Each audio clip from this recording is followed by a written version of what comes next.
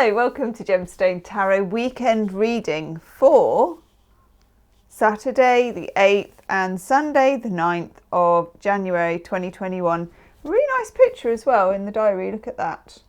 Very nice, that kind of feeling of the winter woods. So I'm going to do Into the Lonely Woods again because I absolutely love it. And also, I don't know, it appeals to me massively. Where am I going to put this? I'm having one of those days today. I'm all at 6s and 7s. Tell me how your day is. Tell me how your days have been.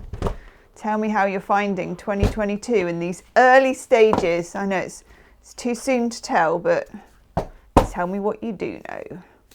Okay, Into the Lonely Woods, or Out of the Lonely Woods. I feel like it's more Out of the Lonely Woods than it is Into the Lonely Woods. What do you feel about that? That one feels good. We're going to have you. Oof. Ooh. Cripes.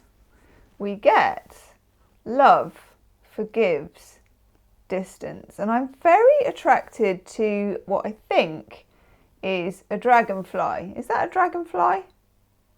Someone tell me. I think it is. I think. Let's see what it says for this one. Love forgives distance.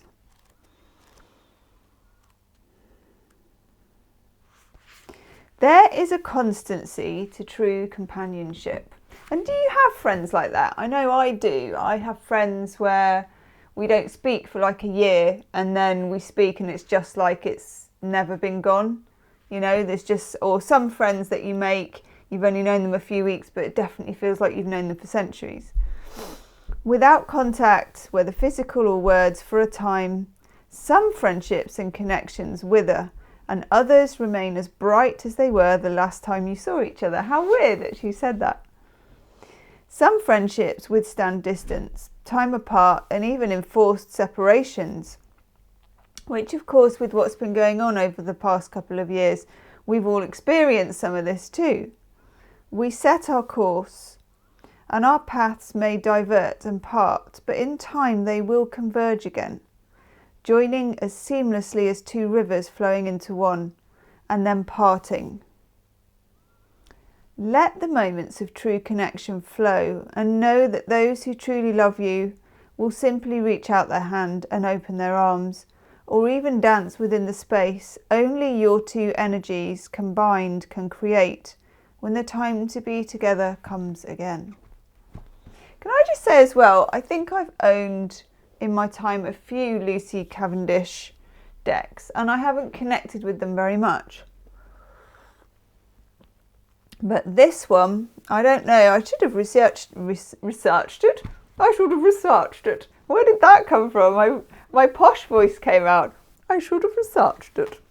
I should have researched it and seen what prompted her to do this deck, because I feel like, and I know you should never say the author's in the book, but I feel like with this deck that this is a new level, a whole deeper level. Different cup today, by the way. Cornish ware, TG green, one of my faves. It's a classic.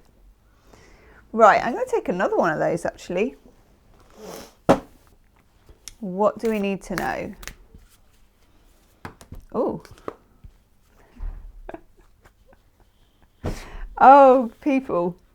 This card literally invited itself back onto the table. We're starting to get to know this card really well. So there's obviously something in it.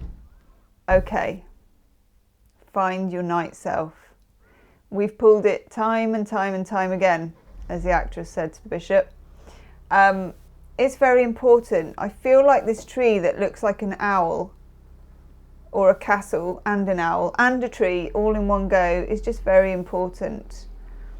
And it talks about with finding your night self, sort of what I would say, giving in or submitting to the weirdness of the night. I know that she doesn't call it the weirdness of the night, but it feels like it is. Yeah. It feeds the souls who dare to dream, with eyes wide open, who take their visions and create lives of beauty and discomfort. That was it, beauty and discomfort. And sometimes distance is discomfort as well. And sometimes distance is beauty, I'm getting. There's something else though for me about owls and about wood and the colours as well. And the full moon, of course, there's a full moon in that card. Let's take a third and see what it adds to this little triptych. Love me a triptych. Yes, it's that one. Oh, do you know, it's weird because I was just looking at that one in the book and thinking that looks really interesting. Oh. The plight of the wanderer. Just get a good look at it. What's he holding? It's got like a knapsack. Okay, plight of the wanderer. There may come a sleepless night when you must walk with your troubles until they feel larger to you than you can continue to carry. That's why he's got this bag, isn't it? If you look, he's got this bag. There'll come a night when the journey has taken you so far that you'll feel the burdens of your needs must be laid down and that you must free yourself from them. This card comes to you to say that you must know that some of the troubles you carry are not yours. They don't belong to you, and yet you carry them. There'll be a wise one who tells you to share some of these troubles for a time.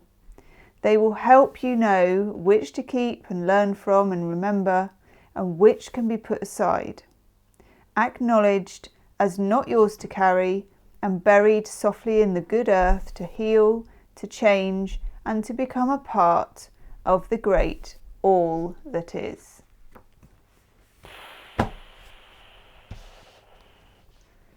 By gum. Okay, I want to take something else to go with that.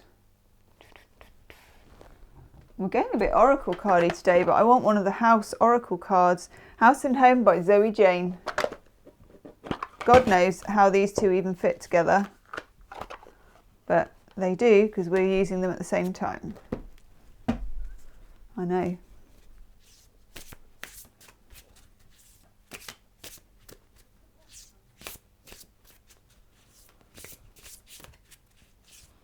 What do we need to know?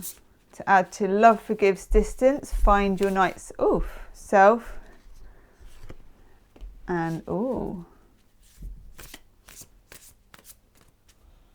not seen that one before. That one.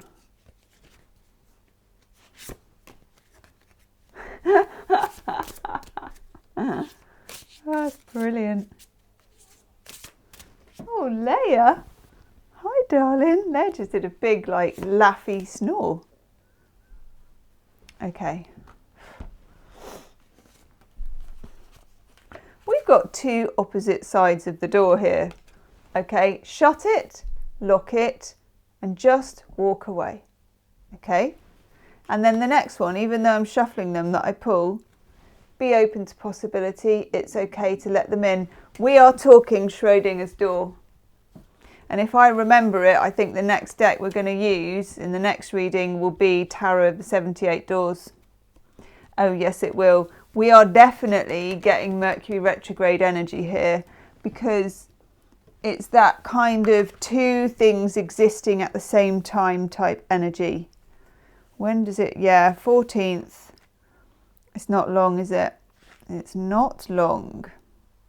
Something here is both open and closed. And I feel like for me, and it's a bit of a weird reading today, but there we go. I feel like it's to do with this. I feel that something to do with the connection is both open and closed. So it could be with a loved one. They could have passed over and yet they're still here. There's that energy. It could be in a romantic relationship where there's separation but there's still the love. It could be with your old self versus your new self, your material self versus your spiritual self. That part of it is your part of it. You know how this works for you. But you have two logically possible states of open and shut, both at the same time. You don't have to make sense of it. There's no point trying to make sense of it. In Mercury retrograde times and energy, it is like the Chariot, the major arcana card of the Chariot, where you have two horses and one ass. That's it, isn't it? And they're both trying to go in different directions. They are going to continue to do that. Your job is to keep the Chariot on the road with this diversity and all of this weirdness at the same time. Then we get this. This is really nice. Embrace your creative side. Try new things and have some fun. Even though this is all quite, I suppose we could call it heavy, swampy, whatever it is. Make sure you're expressing it somehow. Doesn't really matter how you're expressing it, but expressing your humanity, because I don't know why, but I feel like some of this will come out in it, okay? And there'll be a real good quality to it. What a strange reading. Please do leave me a comment and let me know how it resonates with you, and I'll see you soon. Namaste.